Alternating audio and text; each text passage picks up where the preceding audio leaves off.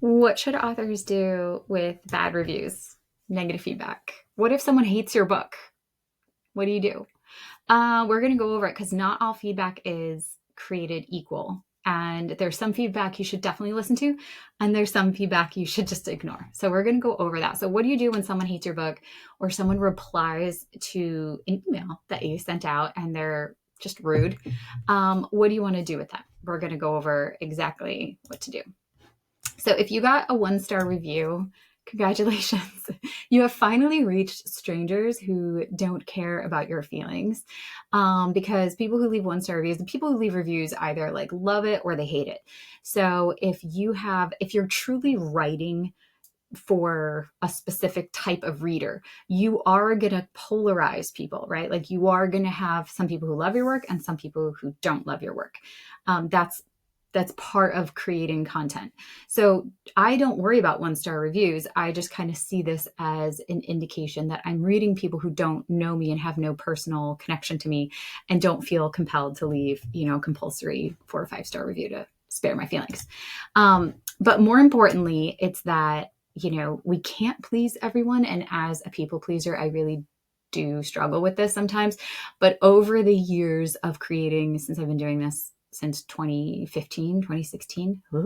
I've learned that there are just some people who don't get it. Like they don't care.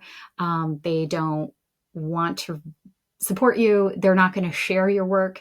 They're not going to leave a review. So don't write for them. Don't create content for them. Create content and write for your people. These are the people who do love your work and do love your words and are interested in opening your emails, reading your emails, So write for those people because there are not as many people as those who don't get it, but those are the people you want to target.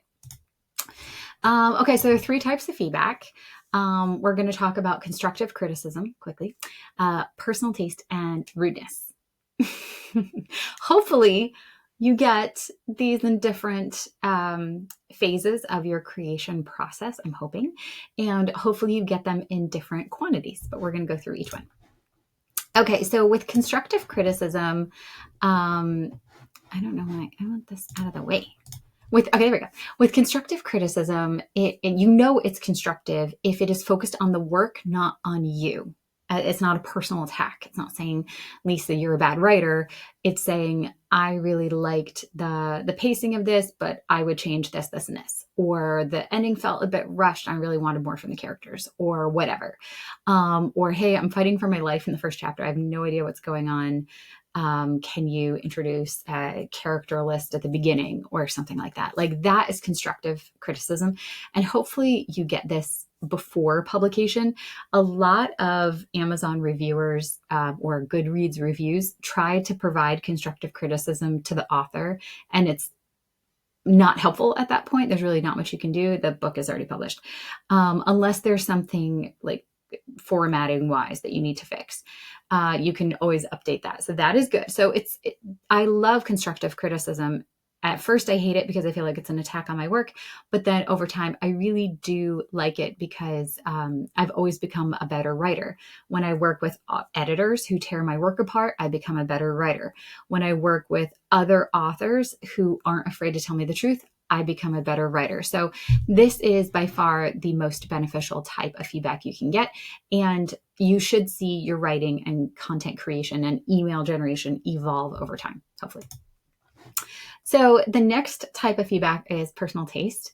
And this is really just, you're not my cup of tea. Like, not my thing. Not my thing. And when I work with children's book authors, they see this a lot because art is extremely subjective. And if you love the art style of the book and you're working with an illustrator and you absolutely love the art, you're going to find that that style of art resonates with some people and other people don't like it. So for example, I really like digital art. I'm not such a fan of watercolor. I like watercolor myself, but not in my books. So it's just not my cup of tea. It has nothing to do. It's not that the book is bad. It's just not my thing. I prefer other art. So it truly is just a style thing. And so you you still need to create for your people. Remember this pie over here. You still need to create for your people. If these are your people, create for them. But just understand that you will get feedback for the people who it's not for. That's just it. Now, the one thing that you can do is you should look for patterns. So for example, if you're getting the same feedback, the same personal taste feedback over and over again in terms of people saying, oh, this, I didn't understand this character's motivations or whatever, or I really didn't like this one character because like their story didn't make sense, whatever it is. If you keep getting those same reviews over and over again, that might be something to look into. It can also indicate a mismatch between your marketing and what you deliver. So if your marketing says this is a calming book and you don't deliver a calming book, you're going to get some negative reviews because people went into it with one mindset and they came out with another. So there may be a marketing mismatch there as well. So just something to look into. And then you're going to get this, right? You're going to get rudeness, rude feedback. It's the internet. Everyone has an opinion. And the more you put yourself out there, the more you share your work, the more you open yourself up to just rude people who are having a bad day, who feel that they just want to kick you while you're in their inbox because you came into their inbox because they signed up 3 months ago and they forgot why. Whatever it is, you're going to get some rude feedback. So don't argue, don't reply, just delete, block, protect your peace because your peace is worth more than their rude comment. And what I do is I actually have a folder in my inbox called kind words, but create a praise folder. I did this. I typed this. I typed it. It was really small and I couldn't see it. So anyway, fixed. Create a praise folder with reviews, feedback from your target readers. I'm a children's book author, so I absolutely love getting reviews from kids. So I keep that in a separate folder in my inbox.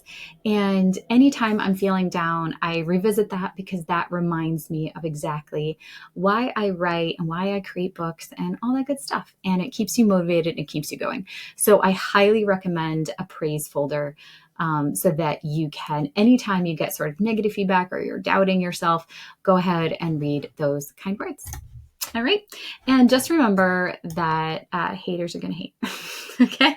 So don't worry about it. I have never gotten a rude email from someone who was doing well. Let me just put it that way. I have never received rudeness from someone who's killing it, from an author who is a best-selling author. I have never gotten that. I've only gotten that from authors who are struggling and from people who are having a hard time. So just keep that in mind. Any negative feedback you get are probably from people who, especially if they're fellow authors, there's something that triggered them or they're having a hard day. So that's all you need to know. So just keep writing. Haters going to hate, but we're going to stay focused on the kind words and really just focused on our people, right? All right, that's it for me. Have a wonderful day. Leave a comment below. Let me know if you saw this video and talk to you soon.